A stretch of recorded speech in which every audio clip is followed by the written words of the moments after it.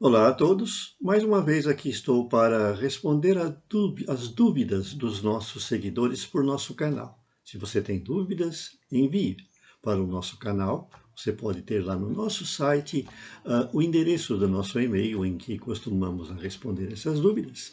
E se ela for realmente interessante, nós colocamos no nosso canal de dúvidas, na nossa seção de dúvidas. Nosso assunto de hoje é como aprender eletrônica. E nós vamos falar do aprendizado em grupos.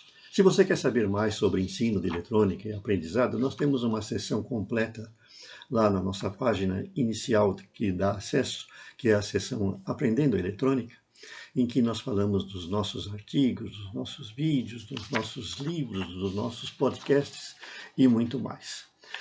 E as dúvidas que eu respondo aqui, elas aparecem na seção com números, como essa que eu vou responder agora, que tem o número 667, que fala de grupos de projetos.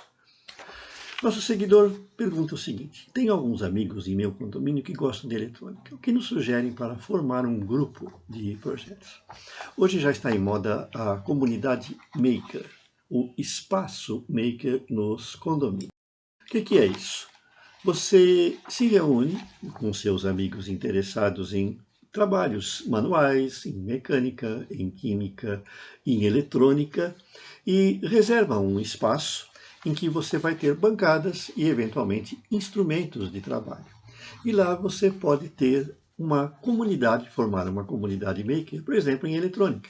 Você pode ter um multímetro, ferramentas, uma fonte de alimentação, componentes e se reunir com os seus amigos para montar coisas eletrônicas e assim aprender.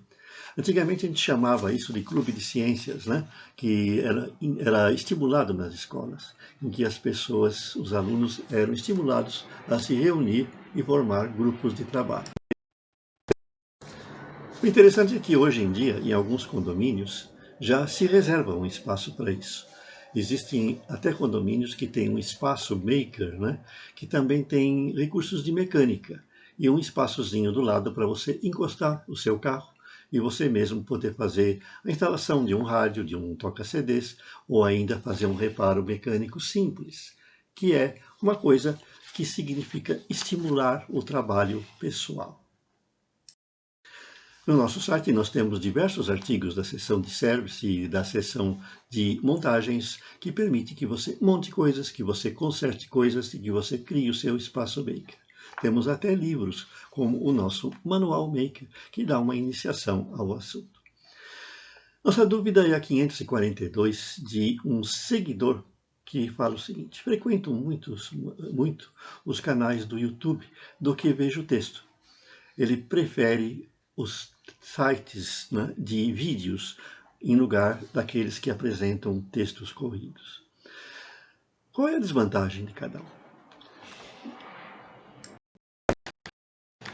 Cada pessoa tem uma maneira própria de aprender e ter mais rendimento nesse processo de aprendizado. Tem pessoas que aprendem lendo, tem pessoas que precisam ver um professor diante delas no quadro negro explicando, tem pessoas que podem ouvir uma pessoa falando numa gravação e aprender. Então, existem diversas possibilidades. No nosso site, nós abordamos todas essas possibilidades. Assim, nós temos textos explicativos em vídeo, nós temos os cursos à distância que reúnem vídeo e texto, nós temos nossos livros, nós temos nossos artigos. Todos eles, se você fizer um apanhado geral, vocês vão verificar que estão sempre focados no ensino da eletrônica e da tecnologia e, eventualmente, em algumas disciplinas associadas, como, por exemplo, nós temos astronomia, nós temos a matemática, temos até um pouco de química, e que estão em artigos, vídeos e nos nossos cursos.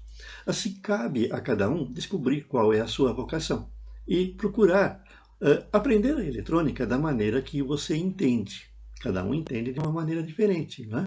Então você tem aí essa possibilidade. Para que vocês tenham uma ideia, no nosso site nós temos mais de 30 mil artigos sobre eletrônica e tecnologia disponíveis para você, além de centenas de vídeos, centenas de podcasts e muitos livros que você pode adquirir para tanto ler no seu celular ou no computador, como se você for dos velhos tempos, pode ter até na forma impressa.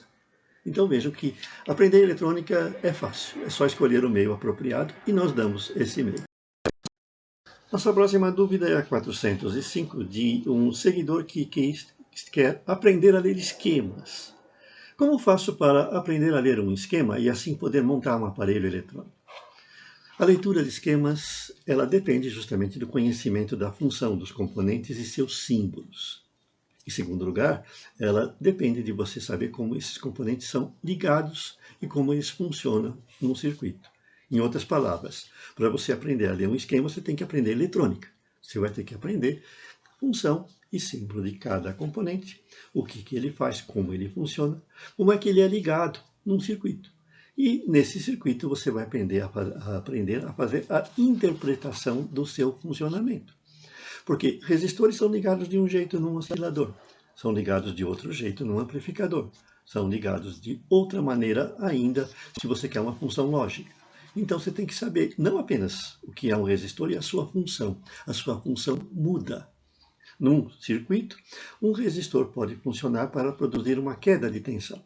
Num outro circuito, ele pode servir para dividir em dois um sinal. E num outro circuito, ele pode ser usado para limitar uma corrente. Então você tem que também conhecer o que? O circuito.